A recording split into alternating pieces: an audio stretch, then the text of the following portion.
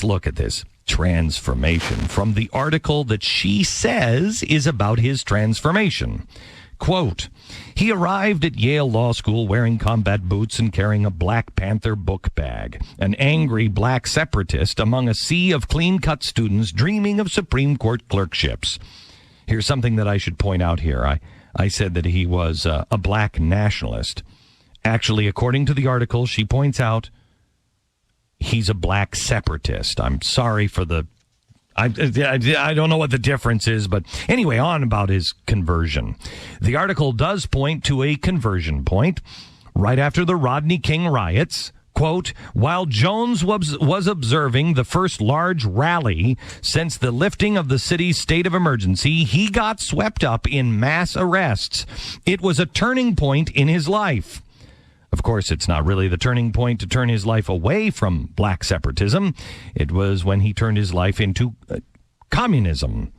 To remind you of the quote, in jail, he said, quote, I met all these young radical people of color. I mean, really radical, communist and anarchist. And it was like, this is what I need to be a part of. Still quoting Van Jones. Although he already had a plane ticket, he decided to stay in San Francisco. Quote, I spent the next 10 years of my life working with a lot of people that I met in jail, trying to be a revolutionary. In the months that followed, he let go of any lingering thoughts that he might fit in with the status quo. Quote, I was a rowdy nationalist. I thought he was a separatist. I was a rowdy nationalist on April 28th, and then the verdicts came down on April 29th. By August, I was a communist, end quote. Now, in his spiritual life, this is the point that he pulled away from church, from the article. Jones spent many childhood summers in, quote, sweaty black churches, and in college had discovered the black liberation theology. Black liberation theology. Where have I know somebody that is preaching black liberation. The government gives them the drugs, builds bigger prisons, passes a 3-strike law, and then wants us to sing God Bless America. No. Not God Bless America. God damn America. Okay, I got it. It's in the Bible. I got it. The white man wants to build bigger prisons. Gee, I wonder if that has anything to do with why Van Jones is so against police officers and prisons. And who else is against police officers lately and just doesn't give them the benefit of the doubt? Oh, well, that's a different story. Seems like a history in black liberation theology is almost a prerequisite for this administration. Jones had pulled away, quoting Martha Fogmochwitz. Jones had, what was her name? Eva Patterson. Okay.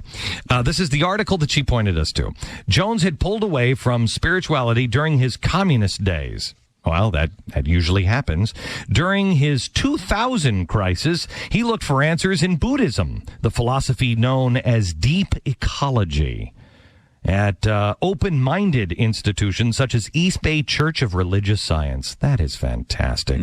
Buddhism is described here as the philosophy known as deep ecology. So I just want to know, Eva, is this confirmation that environmentalism is a religion? I'm sure we're just going to take that as a yes. But what about his conversion? Here is Eva Pat Matterson. She describes Van Jones... she's described by Van Jones as his saving grace. In her defense of Jones, she says, quote, I found it interesting that Bill O'Reilly in his interview repeatedly asked Glenn Beck whether Van Jones' youthful views, now it's just youthful indiscretions, his youthful views had changed over time. Beck never answers those inquiries and instead keeps insisting that Van has championing these ideas recently. Again, that's simply not true. Well, I suppose that depends on your definition of recently. When did he supposedly convert exactly? The article says, quote, Jones began transforming his politics and work in the aftermath of a crisis that coincided with the primary election in March 2000. Wait a minute, March 2000, what? That's sort of recent. During the Bush versus Gore presidential campaign. That's kind of recent. Unfortunately, Van Jones himself disagrees with that date. Do you remember the quote? In jail in 1992, I met all these young radical people of color. It was like, this is what I need to be a part of. Really radical communists and anarchists. I spent the next 10 years of my life trying to be a revolutionary. That would make it 2002 by his own estimate. And he went to Yale, you know. He's pretty smart. But then his post-conversion life has this tidbit. By the time the final speaker addressed the crowd, people shuffled restlessly in their seats as a lone infant wailed. Van Jones, a tall, dark-skinned man wearing a Kanye was right T-shirt under his black blazer, seemed to have little in common with his audience of predominantly white hippies. What was it that Kanye was right about? This was after Katrina, when Kanye said, quote, George Bush doesn't care about black people. And we already realize that a lot of people that could help are at war right now fighting another way. And they've given them permission to go down and shoot us, end quote. Wearing that black T-shirt saying that that was right, that's post-conversion. Not to mention Van Jones named his 4-year-old son after a communist guerrilla leader.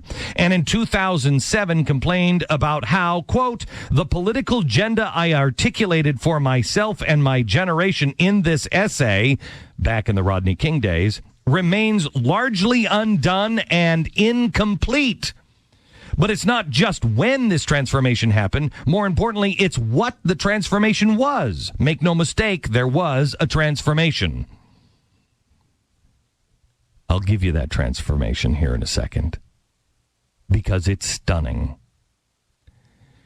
There is a concerted effort right now, and I told you this would happen, to do everything they can to discredit me.